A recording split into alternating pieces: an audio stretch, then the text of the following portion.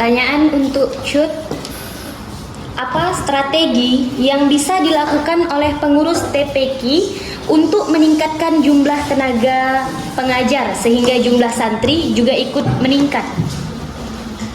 Yang pertama bisa menggunakan rekrutmen, yaitu adanya seleksi. Dan yang kedua bisa menggunakan perhitungan SDM sehingga rasio antara perbandingan guru dan si siswa ini seimbang. Nah, untuk pengembangan SDM tersebut, guru harus lebih banyak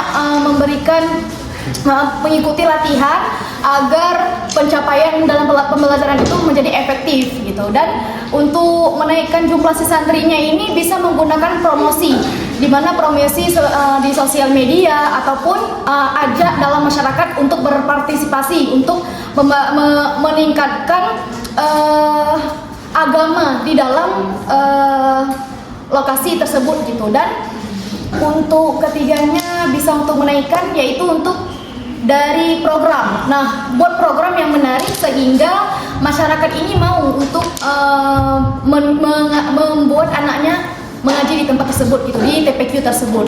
Sekian.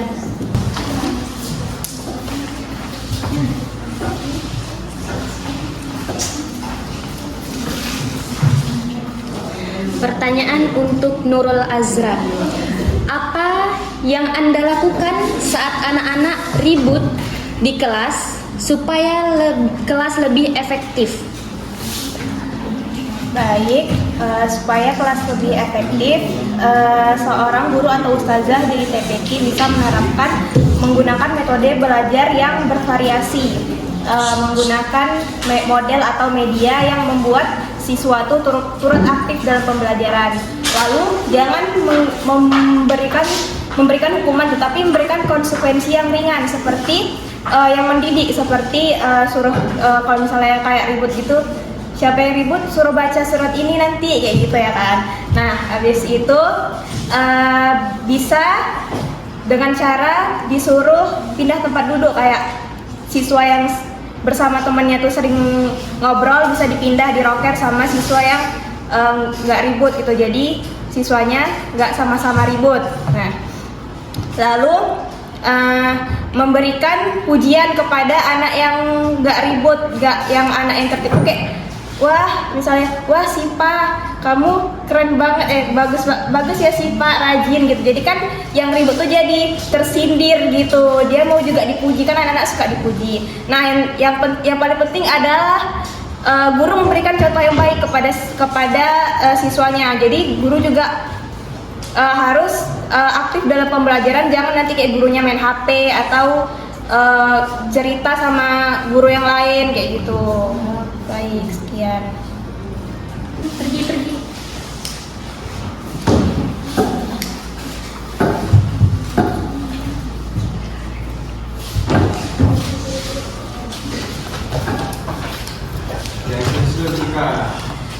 Pertanyaan untuk Artika.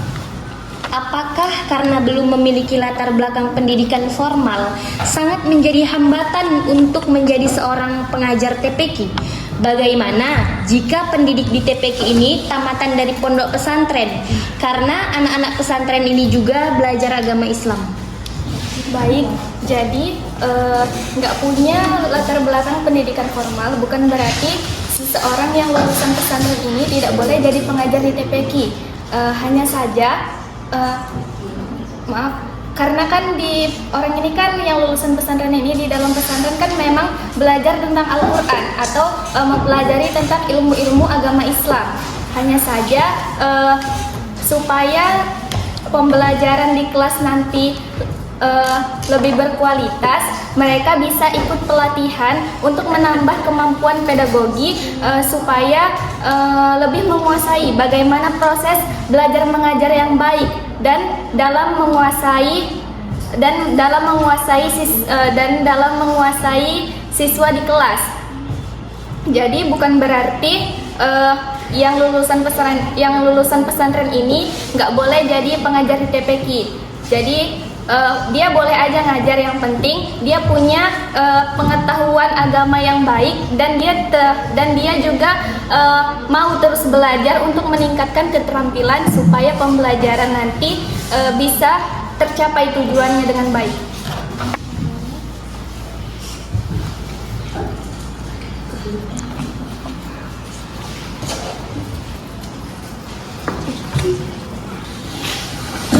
Pertanyaan untuk Nur Malasari. Bagaimana cara menjaga transparansi keuangan dalam madrasah diniyah? Nah, untuk menjaga transparansi keuangan di madrasah diniyah, yang pertama yaitu harus membuat laporan keuangan yang jelas dan rinci, seperti laporan pemasukan ataupun pengeluaran. Yang kedua, bisa juga mengadakan pertemuan dengan wali murid atau masyarakat untuk membahas masalah keuangan, kayak seperti contohnya seperti akan membuat baju olahraga bersama gitu kan. Jadi kan itu kan perlu modal dari pribadi, dari orang tua gitu kan, butuh pertemuan antara guru ataupun pihak sekolah kepada wali murid agar keuangan tersebut menjadi jelas. Yang ketiga, bisa juga membuat website keuangan di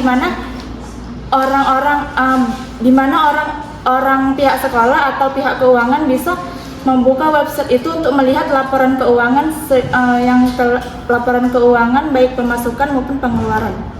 Sekian, terima kasih.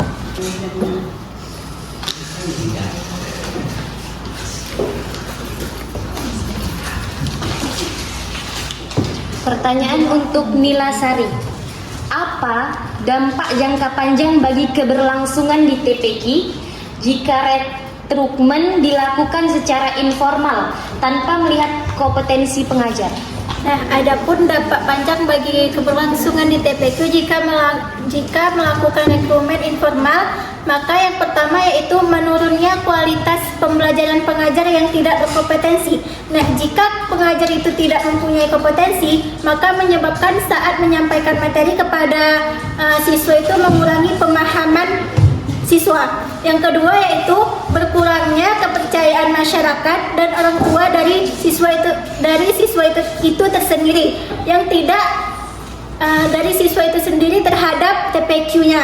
Yang ketiga yaitu melemahkan reputasi TPQ di mata lembaga lain. Nah, jika TPQ itu dianggap kurang berkualitas dan tidak serius dalam membina pendidiknya, maka bekerja sama terhadap lembaga lain seperti Kemenak dan komunitas pendidikan Islam lainnya itu akan terhambat.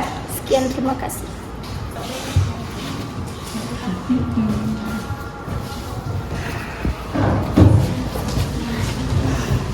Pertanyaan untuk Umi Khairiyah.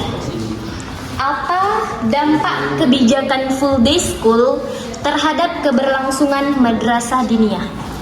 Dampak kebijakan full day school terhadap keberlangsungan madrasah diniyah itu mempunyai dampak positif dan negatif. Jadi dampak negatif yang pertama, pengurangan peserta didik, karena kan di sekolah formal siswa itu udah merasa kelelahan. Jadi itu membuat siswa tersebut bingung membagi waktu antara sekolah formal dan madrasah diniyah. Hal ini membuat siswa itu motivasinya itu bisa menurun. Terus yang kedua ada persaingan waktu dan sumber daya. Di sini persaingan waktu dan sumber daya, siswa di sekolah formal kan sudah melakukan kegiatan yang begitu panjang. Hal ini membuat mereka kelelahan, terus mereka kurangnya motivasi dan konsentrasi saat melakukan pembelajaran madrasah diniyah. Terus yang ketiga ada kurangnya dukungan pemerintah. Dampak positif dari kebijakan madrasah diniyah ini yang pertama menyesuaikan jadwal. Dengan menyesuaikan jadwal yang tidak bentrok berarti bisa. Terus yang kedua integrasi kurikulum. membangun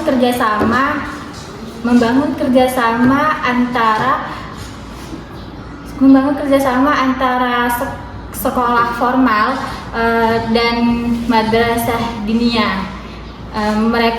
Supaya mereka tuh tidak perlu mengikuti pembelajaran madrasah diniyah di tempat yang terpisah. Terus yang terakhir, penguatan peningkatan pendidikan. Sekian, terima kasih.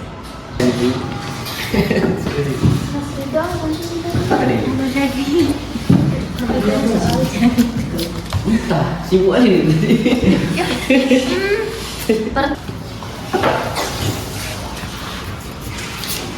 Pertanyaan untuk Faiza Devina. Bagaimana cara komponen evaluasi membantu pendidik dalam melaksanakan kegiatan?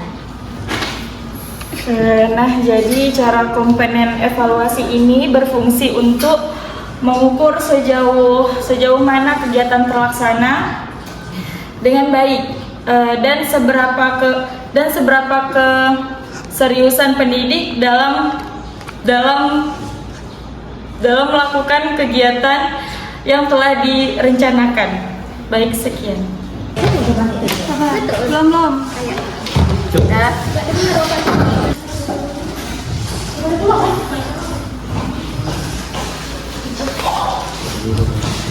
Pertanyaan untuk Dea.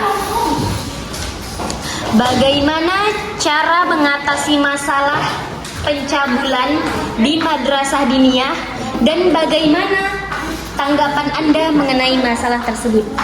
Baik, saya akan menjawab. Bismillahirrahmanirrahim. Jadi untuk menangani masalah pencabulan yaitu ada beberapa cara. Yang pertama, berikan pendidikan kepada guru serta siswa berupa kesadaran dan pendidikan seperti menjauhi kekerasan seksual kepada guru, siswa beserta staf yang ada di sekolah.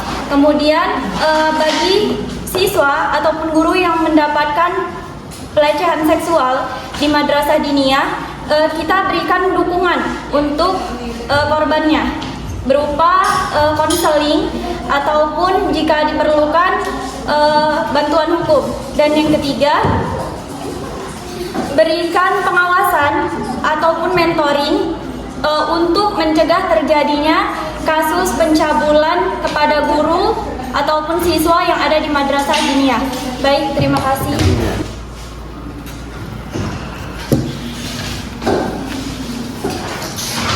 Pertanyaan untuk Hari Umri. Strategi pengelolaan keuangan TPQ atau madrasah diniyah yang baik perlu memperhatikan beberapa faktor yang perlu dipertimbangkan. Salah satunya yaitu faktor ekonominya. Jadi pertanyaannya, bagaimana kelanjutan pengelolaan pembiayaan TPQ di daerah yang ekonominya terbatas? Berarti intinya mengenai pembiayaan pengelolaan TPQ di daerah terpencil atau yang ekonominya yang masih terbilang rendah. Nah, sebenarnya tidak masalah mengenai hal ini jika pemerintah mengetahui dan masyarakat peduli. Sayangnya pemerintah ataupun masyarakat pemerintah tidak mengetahui dan masyarakat di daerah terpencil tidak peduli dengan adanya TPQ. Jadi caranya yang pertama yaitu menyadarkan masyarakat setempat mengenai pentingnya TPQ atau diniyah. Nah, dan lalu memberitahu kepada pihak-pihak pemerintah yang bersangkutan. Nah, seperti itu. Nah, dana dari pemerintah itu bisa seperti dana BOS ataupun langsung dari Kementerian Agama seperti yang sudah tercantum di dalam undang-undang, ada undang-undangnya. Dan dari masyarakat itu bisa berupa bantuan biaya, tenaga atau jasa. Nah, seperti itu. Terima kasih. Ya.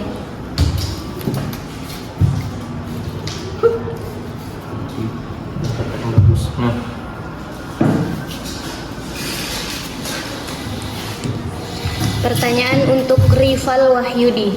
bagaimana integrasi antara visi dan misi dengan evaluasi program dapat menciptakan siklus perbaikan berkelanjutan dalam lembaga TPQ atau madrasah diniyah. Oke, bismillah. Mengenai integrasi visi dan misi demi keberlanjutan program madrasah diniyah ya. Nah, jika berbicara mengenai integrasi berarti kan berbicara tentang hubungan antara visi dan misi. Nah, berarti jika untuk keberlangsungan jangka panjang, maka visi dan misi itu harus selaras. Misalnya kita ingin bercita-cita, maka langkah-langkah kita untuk menunjukkan cita-cita itu harus sejalan dan relevan, agar madrasah diniyah ini tadi nggak ketertinggalan dengan tradisi zaman yang sudah ada, tetapi juga bisa menyesuaikan dengan adanya ilmu pengetahuan dan teknologi yang terus berkembang. Jadi mengenai kurikulum dan sebagainya, semua itu harus terlibat dan sejalan untuk mencapai visi tersebut. Ini itu aja.